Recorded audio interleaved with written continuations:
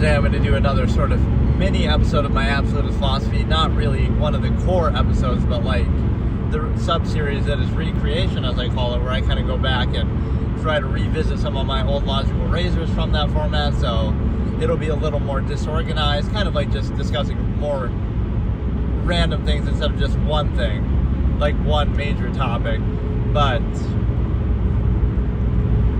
yeah, let's just look at a few concepts here. So for some of this, I just go through some of like the notes on my phone that I will do reference a topic, and then I can kind of go into it. So it's not really like I'm writing much out. It'll just be like, okay, let me think about this topic or that topic. So like the need to sort of appease a contrivance state or do certain things on behalf of it as you tolerate it. So it's kind of like, you can think about it this way. Let's say you're a minimalist or like a more neutral person, right? Not that should even define you, because again, it's a fallacy to say you're defined by what you don't do rather than what you do, right? Like again, the fallacy of pro-not anti or false duality with you're not religious, so you're an atheist, but that's not a real term. Right, everybody's born and they're not old enough to even think for themselves, let alone, hold a belief. So you're born atheist, so that's not a real label, right? Everybody is born that way, and now you can choose to outwardly do something. That doesn't mean it's a bad thing or you shouldn't do it. It just means you can't define somebody by what they don't do, right, by their inherent natural state or just by doing nothing. You can't define them by not doing something, right? So that's the baseline fallacy right there. So in a contrivance state like society or certain structures, you could tolerate it, right? So you tolerate contrivance. Doesn't mean you have to vouch for it. You didn't choose it. You didn't create it, right? So there's like some weird accountability that comes with that. Hey, loved, how's it going? So right, the weird accountability. Like I'll use an example, right? Charlie Kirk, rest in peace. But I remember seeing this clip, or other people like that. He's at a college campus and he's discussing something with a college girl, and she has like a Starbucks coffee cup and she's dressed a certain way, and this is one of the dumbest things that people kind of do to try to discredit somebody. I'm pretty good. I'm going towards like Syracuse. I'm in like central New York. So what he'll say is, oh well, like she's arguing for the environment or something like that, right? So without taking a side on the issue, the fallacy here is like, he'll use that to discredit her. Oh, but you're holding a Starbucks coffee cup, or oh, you're wearing these clothes. So I always pose this example. A minimalist, so they walk up to the same microphone in this campus and have this debate, and they're naked because they don't believe in clothes and they don't want clothes made in a factory. What would happen then? Oh, you'd be kicked out because you're not allowed to be naked. So you're tolerating and acquiescing to the contrivance state around you, but that does not validate it or mean that you choose it or that's what you actually believe. You're doing it because you have to, because you're forced to and pressured to by that contrivance state. And then it'll be used to discredit you, like say, oh, but see, you're in favor of this contrivance state because you are wearing clothes made in a factory. Like, well, kind of, because you're forcing us to do that, right? So that's the false validation of contrivance. That doesn't mean that's what you're arguing for, but in order to even be able to be taken seriously by that contrivance state, you have to live by its, appease by its rules, right? So again, let's say I'm a minimalist and I walk up to that microphone naked. Okay, this represents my philosophy. Now you can't pick on, I don't have a Starbucks coffee cup. I don't drink coffee. I drink water from a river. I don't have clothes made in a factory, right? Either I make my own in nature or I don't have any, right? So I'm representing my ideology correctly now. So I guess I'm absolutely credible and everything I say must be right by the fallacious basis that you discredit somebody like, oh, you have this coffee cup or you have... So you see how it's secondhand. You're forcing them to do it, but then you use that to try to validate something. To YouTube, I want to go live. Okay, see you later. Hey, how's it going? Strawberry. But yeah, that's one of the most triggering sort of fallacies that I tend to, because you're trying to discredit somebody as their subject to contrivance. So what the absolutist does here is, yes, they take the challenge. You're right. An individual, a single individual, I don't know what he was saying, please. Like why he's saying please. But, so a single individual, right, from the absolutist perspective, you're right. You should be, you don't choose to be born, you don't choose where you're born, you don't choose your family, or crash into side. What side? It might look like that because you're looking from like the passenger view, but right, so you're looking more on one side. But no, I've never gotten a crash my whole life. I've never gotten a ticket. I'm a very safe driver, even if sometimes I'm a little overly cautious, but you're joking probably. But I mean, hey, if it did happen, then I guess that's good for content, right? We get to have whatever does happen, right? That'll be like a real life permanent challenge. Try not to die while driving, or try not to get in a crash, or try not to get a ticket. And if I did, like, we'll make it a challenge. If any of those things ever happen, I have to donate $1,000 to charity or some shit. 6, 7. We've gotten this a couple times, and I did actually react to that song and watch that song for the first time. And what's funny with the song though is that he doesn't actually do that motion too much, or when he does the motion, he doesn't even say 6, 7. He says 6, 7 at a different time in the song, and then he makes that motion at a different time. Like, it's not even directly associated the way that people do it. Hey, how's it going, Catch? And happy Hanukkah, sure.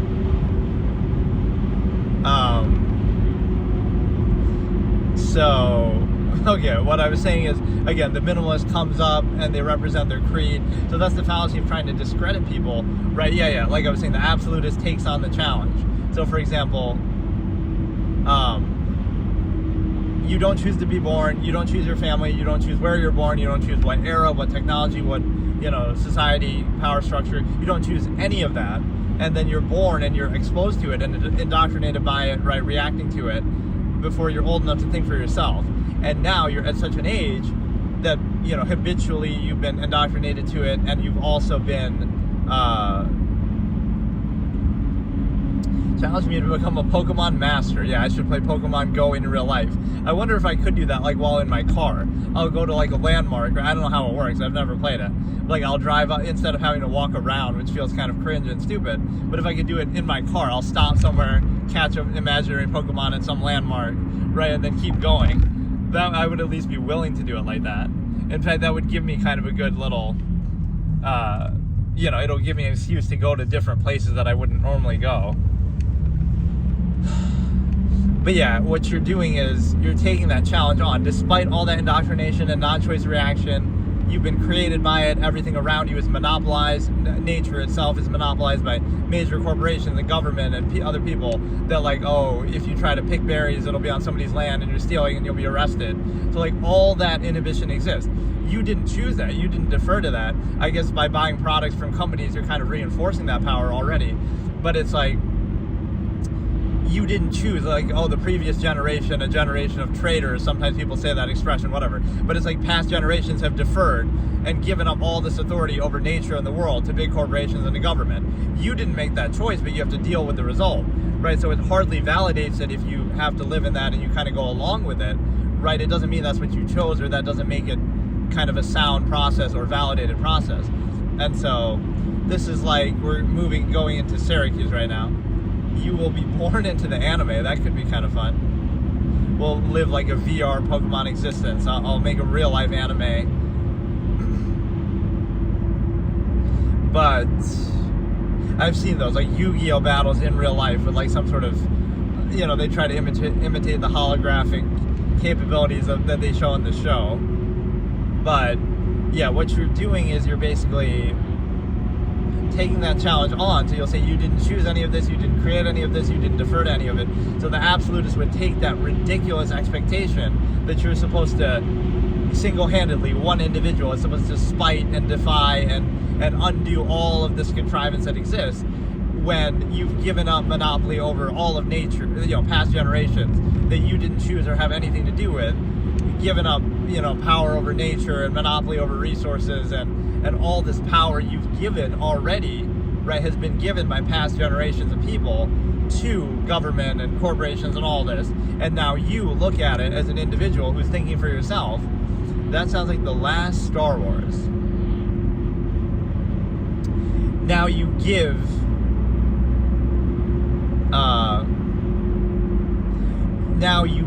think finally you're old enough to think for yourself after being created and exposed to this process, and now you say what? Oh, that somehow validates it, the things that you didn't choose, or somehow, right, that's somehow your fault, or now you take on the challenge yourself. Yes, you single-handedly, as one individual who's able to now think for yourself when you're of age, old enough to think for yourself, you have to deal with that, right? You have to, if you don't like it, just go live in the woods, but then, that'll be somebody else's land and this and that, or, just you're supposed to go against it all yourself, right? Which, again, sounds ridiculous, and it isn't practical, but that would be still, somehow be a minimalist and starve out corporations. Finn was the challenge. Oh, something about Star Wars. I haven't seen those Star Wars movies even. I just know everybody hates them. But yeah, be a minimalist, starve out corporations, and you're not even doing it in a negative way, like anti. You're doing it in a neutral sense, like just reset everything and then decide for yourself instead of just going along with what's already established, right? By like all these past generations of traders. So like thousands of years of human control and psychology and dominance by governments and corporations and all this empirical authority that's established. You're supposed to go against that single-handedly and just deal with it. If you have some other view or a neutral view, inherent view, right, that would be really stupid, because that is what an absolutist would do, right, based on the subjective philosophy. But it's a disingenuous way to look at it, right? The person comes up to the microphone in a society that they're forced to acquiesce to certain things, again, like wearing clothing or whatever, and then you define them by that or discredit them by that or use that to validate. So that's what I call closed structure contrivance. It requires you to do something to be a part of it, and then it uses the fact that you do that thing that it requires to validate itself. See, you're doing that thing, so that must mean you agree, or that must mean you are part of it, desire it deliberately, right? That validates it. Why else would you do it? Oh, you're doing it because if you don't do it, you'll be defined by not doing it, and you'll be shamed for it, or you'll be ostracized from it, right? So it's kind of like, it's closed structure because it only allows people within it that acquiesce to it. And so if you don't acquiesce to it, you'll be kept out of it, or you'll be used as an example to reinforce it all the same, right? So if you see something that's in line with your contrivance state, that's positive reinforcement. But even if you see something that contradicts it or is outside of it, right, you'll use that still to reinforce it by saying, you'll portray that negatively in public shame or make a spectacle. So even something that would contradict it or that is free of it would have to be ridiculed. A good example is open relationships, right?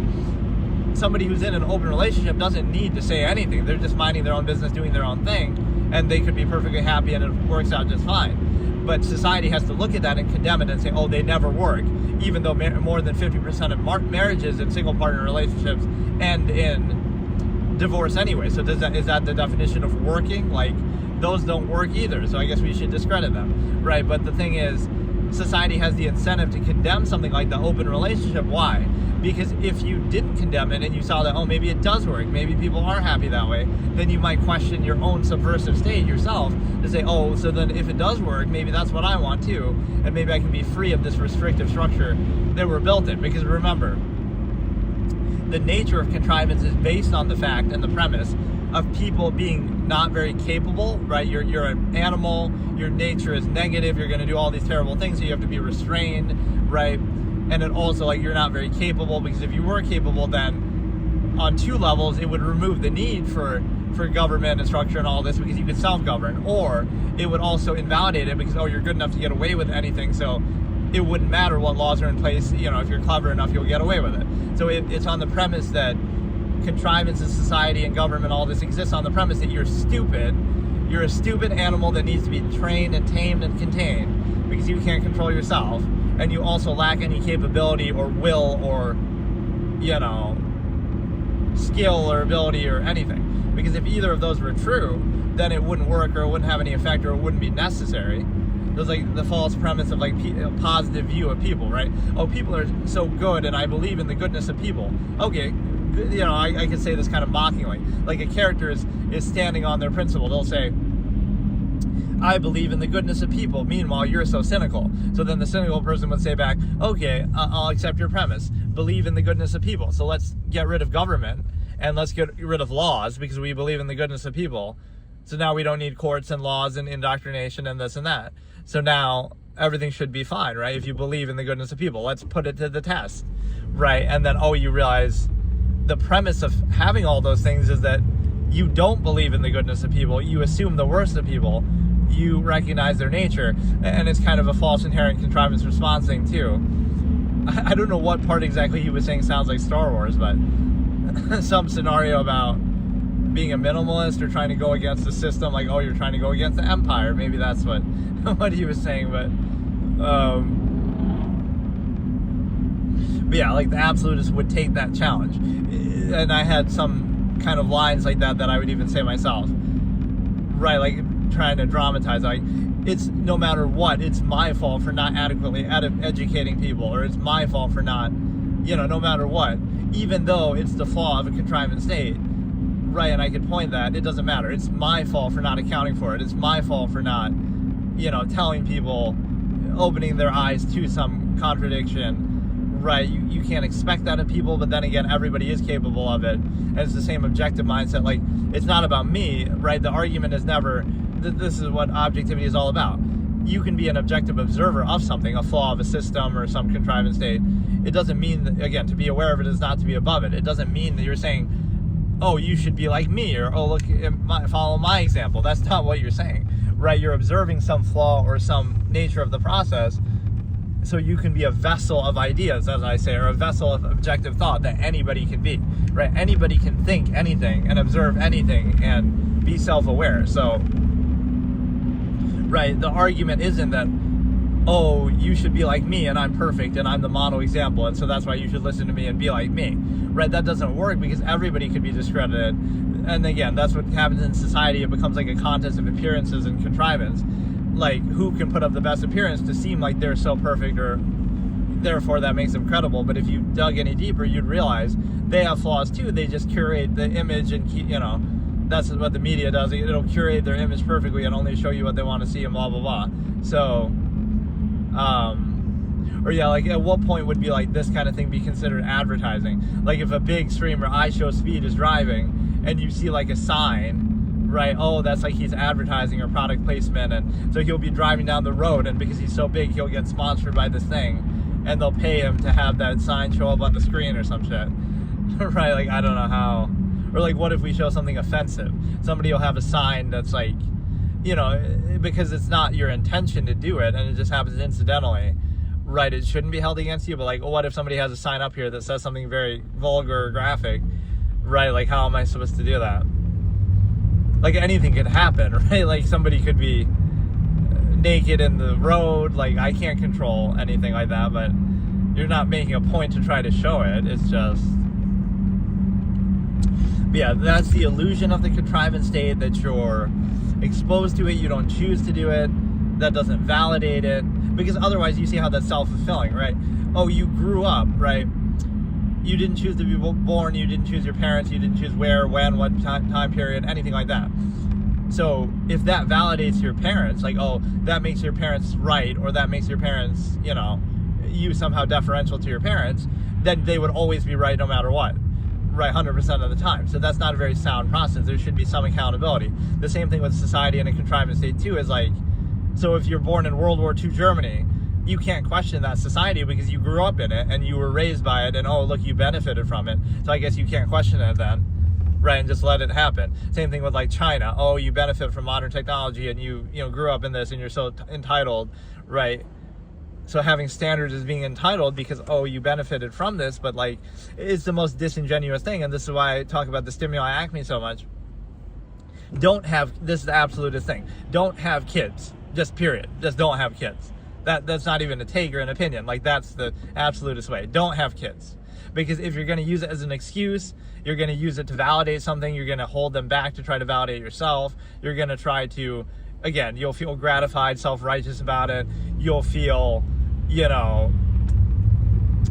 again, use it as an excuse or some other reason, or hold it over their head. Like, we raised you, so therefore you have to do what we say, or you owe us something. If you're going to do it like that, then don't have kids, right? Don't hold it over their head that they relied on you when they were young. You're the one who chose to have them, so have some accountability. And if you're going to make it like that, it's a big deal. Well, if it was such a big deal to take care of them, then don't have them, right? But then, oh no, you'll hold it over their head that like, oh, you owe us something, or we did all this for you, like we're doing something heroic, instead of just, we're animals, they couldn't control our sexual urges and we couldn't use a condom, so then we have a kid. Like, don't try to romanticize it too much, like, oh, you're doing them a favor by raising them. Like, no, you had them, you chose to have them. And then the other side of it is, again, you have to vouch for the state if you're going to preserve the stimuli, preserve it through the stimuli acme, which means, it basically means that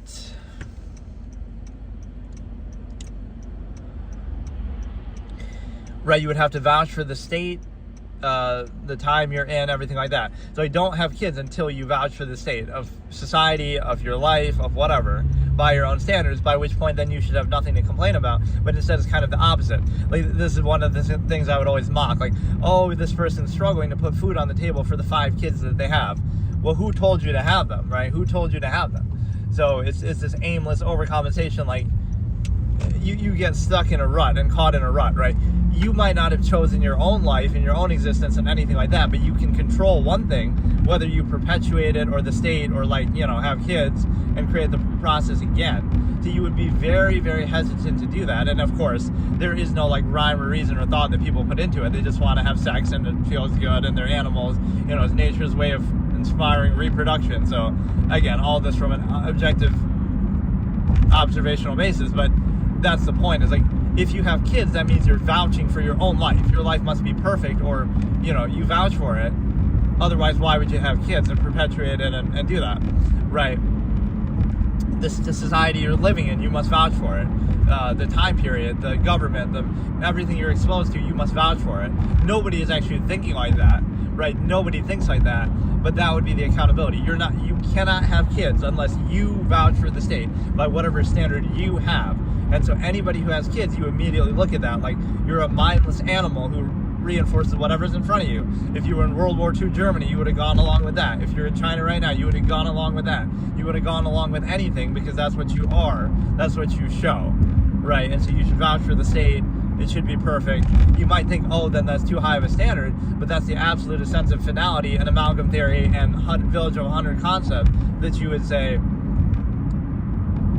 you know, you're right, because you would hold it really accountable. So it's one of two things. Either, oh, we're going to go extinct and then nobody's going to have kids anymore, or it would hold you to an extremely high standard to make things the way they ought to be.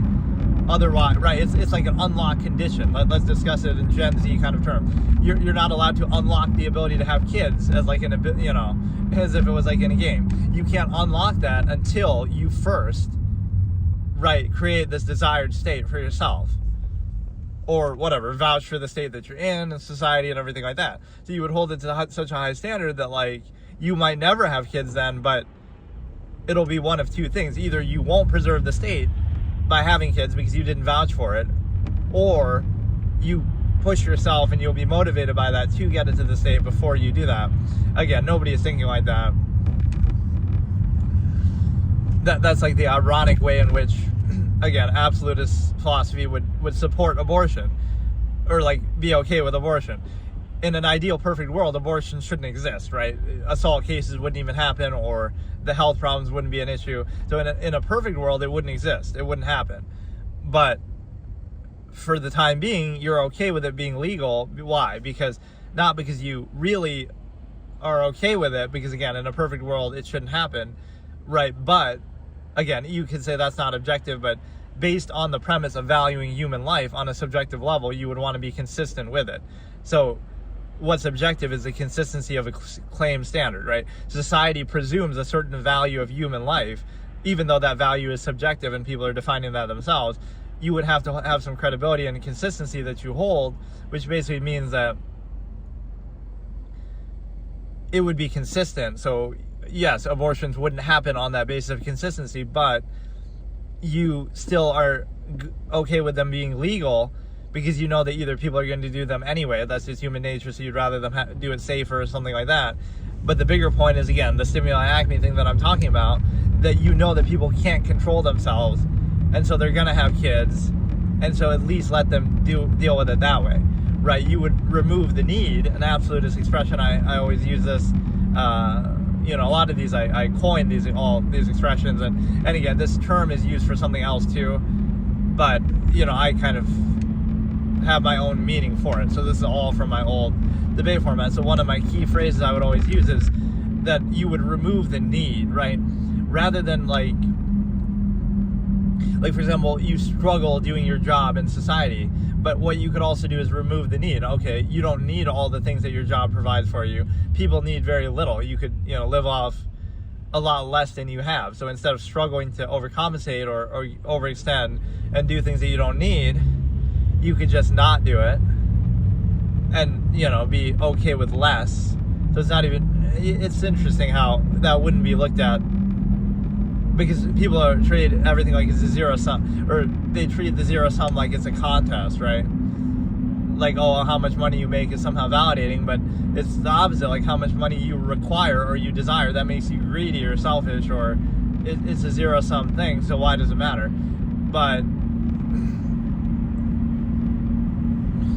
what you have to understand is the fact that, again, that people aren't at the point where they can solve it and just doing that, or vouching for the state, holding it to a standard, right? Instead of expecting that, you say, you know what, I know people can't handle that, so here's an alternative. You're still going to prevent the preservation of the stimuli acme, but you're going to have to let them have an abortion instead of just not doing it in the first place. So it is a sad interpretation that you have to do that, but you're recognizing human nature. And the other thing, I had a line in some story that was kind of like that, where at least here, like you could say, at least in the United States, they have you could say it like about India or China, even though it sounds a little bit insulting, is like, oh, you third world countries don't even know how to use a condom, or you can't even afford a condom. And I'm saying it kind of jokingly, right? I'm not literally saying that, but, oh, look at the population.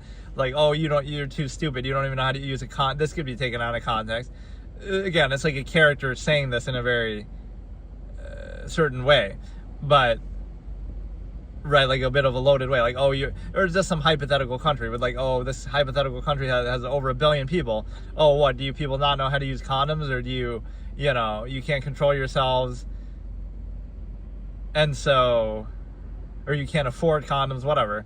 Like, at least here, and what they're saying is negative in both senses. That's why it's not offensive, or it offends everybody, right? Oh, you people in this country with over 1 billion people, you can't control yourselves, or, oh, you can't afford condoms, or you're too stupid to use condoms. At least here we have the decency to abort our children. In other words, like, at least here we have the decency to abort, which is a bad thing, and they're saying it like that. So it's the same thing. Like, they're both bad, but at least we do that to, kind of, it's a little hard to explain, but, right, you don't know how to use condoms and all this. At least we have the decency to abort after we do something that we didn't intend to do, or that we're not really in control of, or that we're, doing kind of recklessly and flippantly. So at least they have the decency to abort.